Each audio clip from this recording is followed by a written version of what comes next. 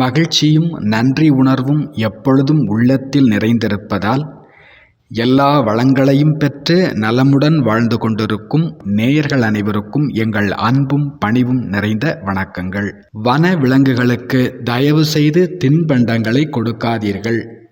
பிறகு விலங்குகள் தனது இயல்பான விசேஷங்களை இழந்துவிடக்கூடும். அது மட்டும் அல்லாது பல்வேறு உடல் உபாதைகளை உருவாக்கிவிடவும் கூடும் என சுற்றுலா பயணிகளுக்கு வன இலாக்கா அறிவுறுத்துகிறது.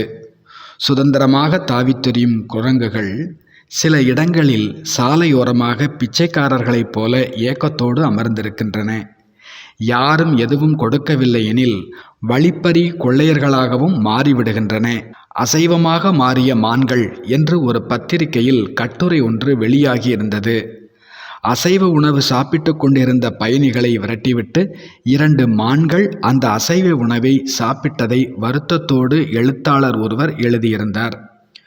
ஒவ்வொரு உயிரினமும் தன் எதிரிகளிடமிருந்து தன்னை காப்பாற்றிக் கொள்ளவும் தனக்கான உணவை பெறவும் அதற்குரிய தகவமைப்புகளை மிகச் சரியாக பெற்றிருக்கிறது.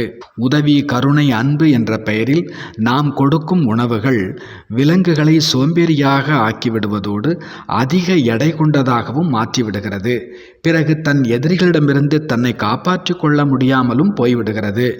விலங்குகள், பறவைகள் மட்டுமல்லாது மனித இனமாகிய நாம் ஒவ்வொருவரும் கூட தன்னை காத்து கொள்ளவும் தன்னைத்தானே வளர்த்து கொள்ளவும் மிகச் சரியான அறிவையும் திறமையையும் உடலமைப்பையும் பெற்றுத்தான் இருக்கின்றோம். ஆரம்பத்தில் மனித குலம் யாரிடமும் எதையும் எதிர்பார்க்காது வழங்கும் வள்ளல் தன்மையோடு இருந்தபோது உலகமே சொர்க்கமாக இருந்தது. எல்லா வளமும் நலமும் மகிழ்வும் நிறைந்த தெய்வ பிறவிகளாகவே நாம் இருந்தோம். தன்னிறைவு என்பது ஒவ்வொரு உயிரினுடைய இயல்பாய் இருந்தது. கால ஓட்டத்தில் நம் உண்மை இயல்பை மறந்தோம்.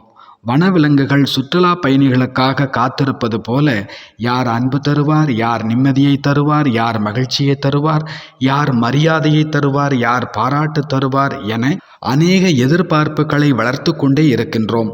என்ன கிடைத்தாலும் எவ்வளவு கிடைத்தாலும் இன்னும் எதையாவது பெற்றுவிட மாட்டோமா என்ற ஏக்கத்திலேயே மனிதர்கள் ஓடிக்கொண்டு இருக்கிறார்கள். ஒரு பெண்மணி மிகுந்த சோகத்துடன் ஒரு ஆசிரமத்திற்கு வந்தார். அவரை பார்த்த சந்நியாசி அவரிடம் காரணம் விசாரித்தார். எனக்கு வாழவே பிடிக்கவில்லை, அடிக்கடி தற்கொலை செய்து கொள்ளலாமா என்ற எண்ணம் வந்து கொண்டே இருக்கின்றது என்றார். அந்த சந்நியாசியும் ஒரு மந்திரத்தை உபதேசம் செய்து தினமும் 108 முறை அதை கூறி வரும்படி கூறினார். சில நாட்களுக்கு பிறகு அந்த பெண்மணி அதே சோகத்துடன் அந்த ஆசிரமத்திற்கு வந்திருந்தார். இன்னும் தற்கொலை எண்ணம் வந்து கொண்டுதான் இருக்கிறதா என சந்நியாசி கேட்க, அந்த எண்ணங்களெல்லாம் இப்பொழுது வருவதே இல்லை. ஆனால் என் கவலையெல்லாம் என் பேத்திக்கு உடல்நிலை சரியில்லை, எந்த மருத்துவமும் பலனளிக்கவில்லை என்று வருத்தப்பட்டார். அந்த சந்நியாசியும் சில பச்சிலைகளை அரைத்து கொடுத்து தினசரி 2 வேளை குடித்து வரச் சொன்னார். இன்னும் சில நாட்களுக்கு பிறகு ஆசிரமத்திற்கு வந்த அந்த பெண்மணி அதே சோகத்துடன் அமர்ந்திருந்ததை பார்த்த சந்நியாசி, பேத்தியின் உடல் இன்னும் சரியாகவில்லையா என்று அக்கறையோடு விசாரித்தார். அந்த பெண்மணியோ, அவளுக்கு எல்லாம் சரியாகிவிட்டது, எனக்கோ இப்பொழுது வேறொரு பிரச்சனை வந்துவிட்டது என பேச ஆரம்பித்தார். அதற்கு சந்நியாசி, இதுவரை நடந்த நல்லதற்கெல்லாம் நன்றி உணர்வோடு மகிழ்ச்சியோடு இருக்க தெரியாதவரை ஏதாவது கஷ்டம் வந்து கொண்டேதான் இருக்கும் என கூறிவிட்டு எழுந்து சென்று விட்டார். கடல் இருக்கும் வரை அலை இருக்கும், அலை ஓய்ந்த பின் குளிக்கலாம் என்பது வெறும் கற்பனையே. வாழ்வு இருக்கும் வரை சவால்கள் இருக்கும், ஒன்று மாறி ஒன்று வந்து கொண்டேதான் இருக்கும். அதற்காக மகிழ்ச்சியாய் இருப்பதை ஒத்தி போடவே வேண்டாம். எத்தனை சவால்களை வென்று வந்திருக்கின்றோம் என்பதை கொஞ்சம் நினைத்து பார்த்தால் கூட கிடைக்கும் மகிழ்ச்சியானது எதிர்வரும் எல்லா சவால்களை வெற்றி கொள்ளும் தைரியத்தையும் ஆற்றலையும் பெற்றுத்தரும்.